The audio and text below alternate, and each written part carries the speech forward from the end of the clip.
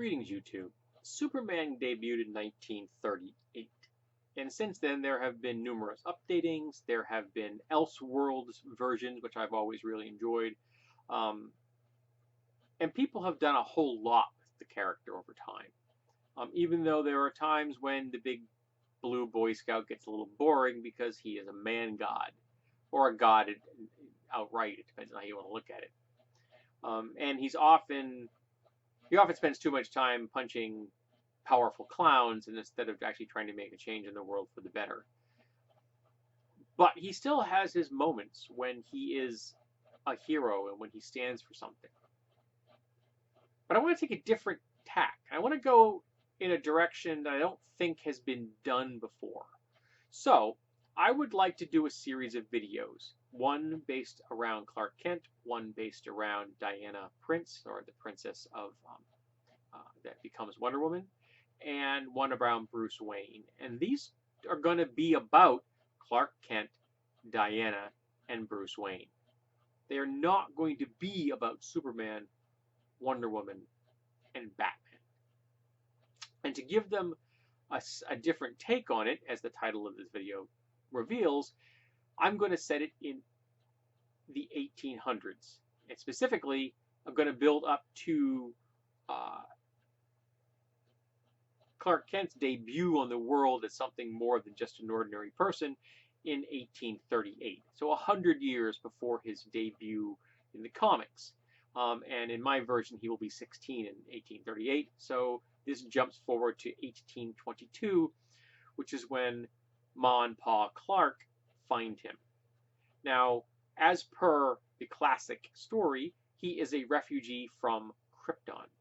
However, in this version, the big baddie in the universe, it's going to become the main antagonist, the main for the setting I'm postulating, is the Cthulhu mythos. So Cthulhu and all of its related godlings and abominations will be the main enemy in this universe. There will, of course, be more corporeal, real-world enemies, but they are going to be the driving force behind this. And they are what actually cause the collapse and destruction, or help to lead to the destruction of Krypton. You see, Krypton found itself being invaded by the mythos, and because they had a very politically fractious world, much like ours, they did not have a concerted effort, and the mythos was able to do the divide and conquer routine, and the cultists that directed the entry of these beings into the world of Krypton were able to play one nation off the other directly or indirectly, and work in the shadows that were created by the political upheaval and instability of that world, again, very much like ours. But some of the people there realized what was going on. They were able to pull themselves together, and they were able to create a number of pieces of technology to hopefully preserve something of Krypton, but also to stop the mythos's progress and to save Krypton. Unfortunately, the only way they found to stop the mythos's control and eventual takeover of the entire Kryptonian species and all life on the planet was to destroy it. Their efforts to save it didn't work, but one of the members of this team, Jor-El, decided that he had to save something. So he saved his son, and he put his son on board a ship that he crafted and sent the ship away. Now, this is going to be a FTL ship. It's going to be faster than light because there is no star close enough to really justify any reasonable way for a baby to remain a baby between point A and point B. You have to have faster than light drive to pull this off.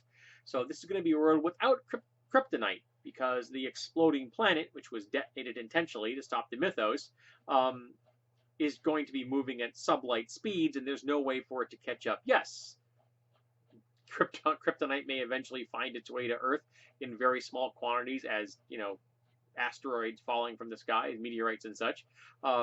but that's going to take millions, if not billions of years. So yeah, no kryptonite in this world. So the Clarks find the baby, save the baby, and start to raise the baby as their own, and they name the Kents, I should say, not the Bonpot Kent, yeah. And they start to raise him as Clark Kent.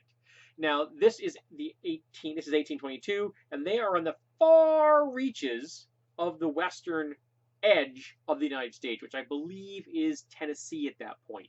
So they're way out there, and they're in many ways also they're also somewhat unusual in that they are abolitionists, and they are definitely believers in a level of equality amongst the people that is unusual for their time.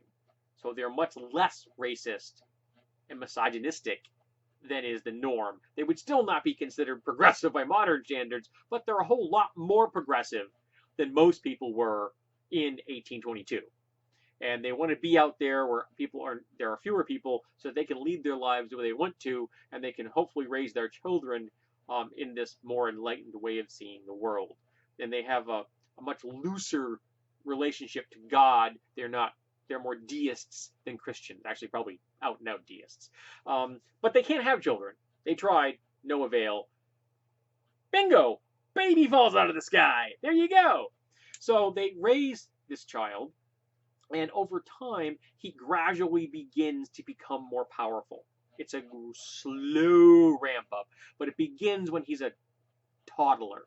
He's just really, really healthy as a baby. As he gets older and he gets more and more capacities, eventually having to deal with the data that pours into his skull, which was well done in Superman Returns.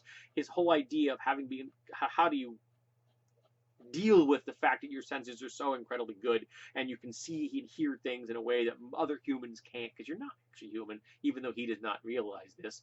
And the Kents think he's just something divine from heaven, really. They're not seeing it as an alien. They're seeing it as a gift from God. So there's this, again, a deistic view of the world. And because of his unusual capacities, he's able to really help his parents have a successful farm. And they are well off as he gets into his teen years because of his physical capacities. And when he turns 16, his father finally reveals to him who they think he is, that you are from the heaven. We found this, and they revealed the ship to him, and they would give him a crystal, the green crystal. And the green crystal, not kryptonite, it's the green crystal. This is the memory crystal that in the classic story would create the Fortress of Solitude, making a white crystal that freaking matters crystal. But in this reality, when Clark holds it, it unlocks the last stage of his powers. He can now fly, though very awkwardly at first. Think Last American Hero. Yeah, I think that's the television series was called. But the guy in the super suit, he had no instructions. And he knows there's information inside the crystal. It's in Kryptonian. Guess who doesn't read or understand Kryptonian? Clark Kent. So he has this crystal. He knows intuitively that it has something important in it. He doesn't know what to do with it. So he needs to go find out. And even though he doesn't wear a cape, but he does kind of adopt this kind of almost naval type of a uniform, double-breasted, maybe with a little subtle S on it from the symbol that was from the as his coat of arms.